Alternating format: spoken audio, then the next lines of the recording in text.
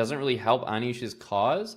And I will say, I don't think there's been a big push with the white pieces versus the black pieces. Nothing that Jan is too worried about. Let's remember, I mean, I'd actually love to know, but I think the truth is that has Anish only won one game? Yeah, The rest have been draws? yeah. Yeah. So, I mean, you're not too concerned about someone that's only beat you once. Like, it just doesn't matter what color you are. So, all to say, I think he's more than happy to just take that repetition. We're not seeing variance in Giri's approach as white. He's repeating these positions, which I am okay with, but we're getting closer and closer to the point where we're not okay with it because there's not enough time, and something has to change.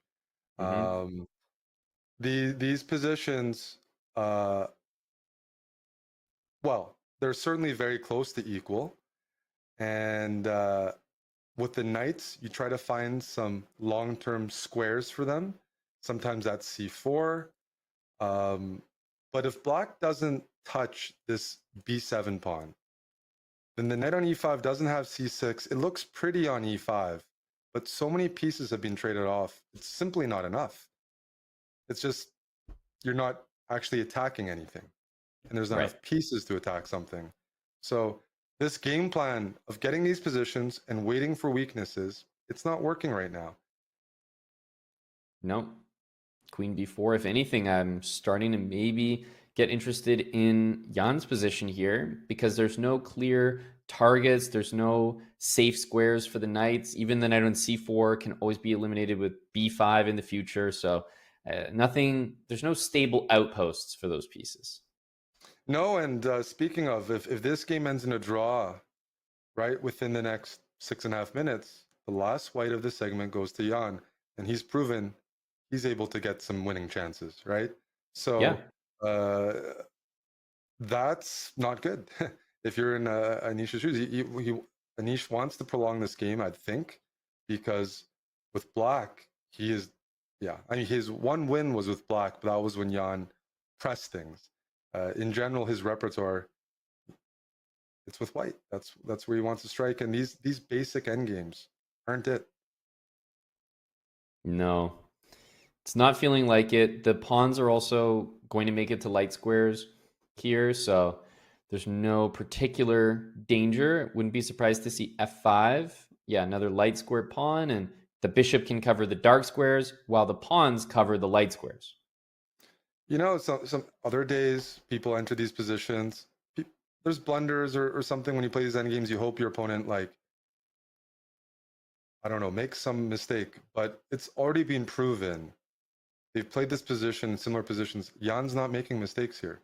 So I don't know Mhm. how we can keep entering these positions that are, without exaggerating, extremely drawish without problems for black. And even if there's no problems, sometimes it can be a practical push. But Jan has just demonstrated that that's not the case either. He's demonstrated confidence defending, handling all sorts of positions, and just haven't been able to crack it. But he's stubborn and he keeps going for them. Yeah, like without, like, just breaking down simply, we're looking at endgames where you're just dancing around with a knight, hoping to catch something. That's not going to work against Jan. One knight, you like at lower levels, people hate playing against knight. They dance around, they fork you, they take all your pieces. Yeah. Here, look at the control by black. The bishop often controls the checks, takes away any annoying squares, and I would say educationally, these endgames have been a good demonstration of how to play against a knight. The way Jan has been placing his bishop, consistently never allowing a knight outpost or a long-term square. H5, okay, maybe some people like, okay, get the knight to f4, but that dark squared bishop covers everything. Hmm. Yeah. I mean, he's probably going to also throw in the move h4 if the knight goes back to a3. So you have to be a little bit careful as well. Yeah, if black might go king d5, allow knight a3, and then you don't defend the pawn. Because then you Hmm. play h4 and you try to pick up the f pawn in exchange for that. There's ideas like that. Yeah, knight d4, f4. F4. Yeah, F4. starts to get scary. F4, The, F3, and bishop the takes good F2. thing is there's knight B5, knight C3, knight D1. That Ah, might be in time.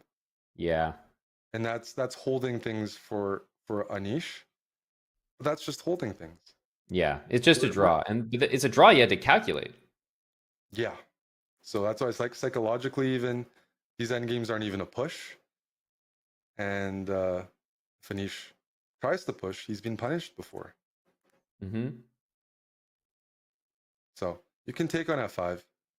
That's the simplest, right? Take on F5, bring your knight back to D4. Well, I guess it's black's Um, move. It's black's move. yeah, But if he takes on F2, yeah. if he takes on F2, take on F5, then bring the knight back to D4. And it looks like the game will also end in time here for another one.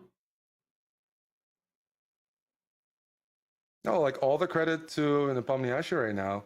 You can commentate so much, but Anish has only won one game.